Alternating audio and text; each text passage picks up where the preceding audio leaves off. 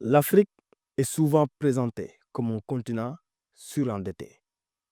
Mais une question dérangeante mérite d'être posée. Qui doit vraiment à qui?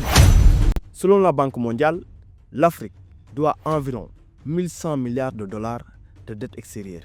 Mais en même temps, 1400 milliards de dollars quittent illégalement l'Afrique depuis les années 70. Des pays riches en ressources, une jeunesse majoritaire et pourtant une dette qui explose. En 2025, un chiffre choque le monde. La dette du Sénégal serait estimée autour de 110% de son PIB. Selon plusieurs analystes économiques et surtout selon le gouvernement sénégalais lui-même. Le Sénégal, longtemps présenté comme un bon élève des institutions financières, alors, si même les bons élèves s'effondrent, le problème n'est-il pas le système? Analyse claire dans cette chronique. C'est qu'il y a quelque chose qui vient sur l'Afrique de l'Ouest, que j'ai appelé l'hiver noir. L'hiver noir. Pour parler de la dette, il faut d'abord la comprendre. Aujourd'hui, plus de 22 pays africains sont considérés comme à risque élevé de surendettement ou déjà dans une situation critique. En moyenne, les États africains consacrent 30 à 60% de leurs recettes publiques au remboursement de la dette.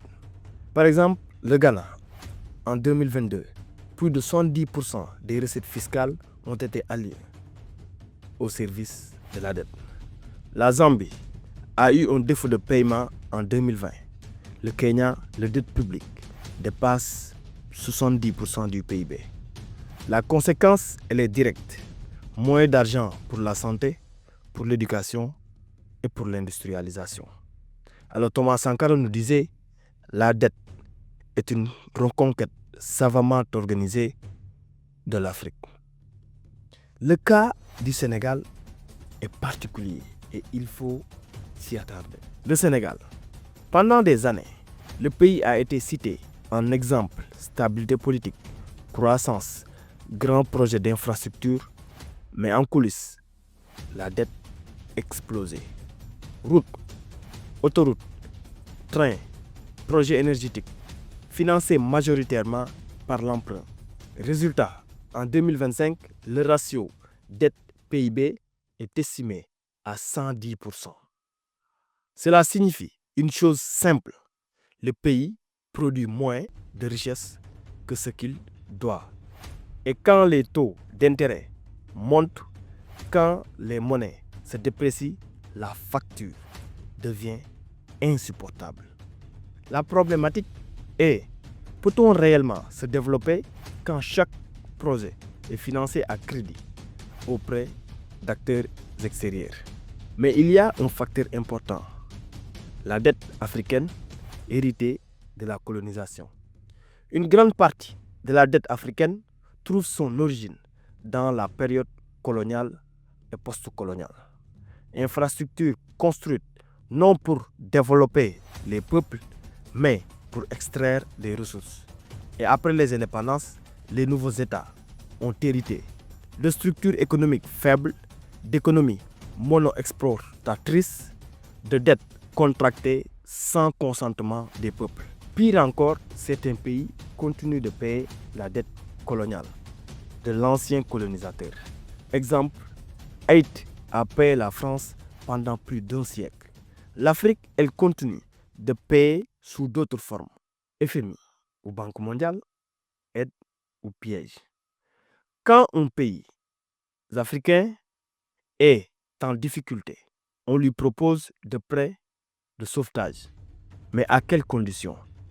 Réduction de dépenses publiques, privatisation, suppression des subventions, gel des recrutements. Le résultat est sans appel. Hôpitaux sous-financés, écoles délaissées, explosion du chômage. Selon la CNUCED, plus de 60% des pays africains dépensent plus pour leur dette que pour leur santé.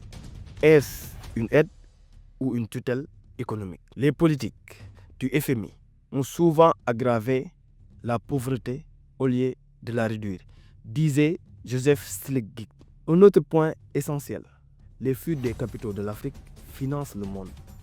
Chaque année, l'Afrique perd entre 80 et 90 milliards de dollars à cause des flux financiers illicites, multinationales, évasion fiscale, puis de transferts manipulés. En clair, l'argent est produit en Afrique mais imposé ailleurs. Sur 50 ans, l'Afrique est devenue créancière nette du reste du monde. Pourtant, on continue de la traiter comme une éternelle assistée. Et un dernier point à ne surtout pas négliger, la dette écologique. L'Afrique contribue à moins de 4% des émissions mondiales de CO2, mais elle subit sécheresse, inondations et insécurité alimentaire. Selon les Nations Unies, le coût climatique pour l'Afrique dépasse 50 milliards de dollars par an. Alors, posons la question autrement. Qui doit indemniser qui? En somme, la dette africaine n'est pas qu'un problème économique, c'est un rapport de force politique. Tant que l'Afrique ne contrôlera pas ses ressources, sa fiscalité, sa monnaie, le cycle de la dette continuera. La vraie question n'est donc pas combien l'Afrique doit, mais quand le monde reconnaîtra ce qu'il lui doit. Et toi, que penses-tu de la problématique de la dette africaine? Donne ton avis dans les commentaires et partage la vidéo si elle t'a servi quelque chose pour plus d'accès. Quant à moi, je vous donne rendez-vous la semaine prochaine pour une autre chronique. C'est qu'il y a quelque chose qui vient sur l'Afrique de l'Ouest que j'ai appelé l'hiver noir. L'hiver noir.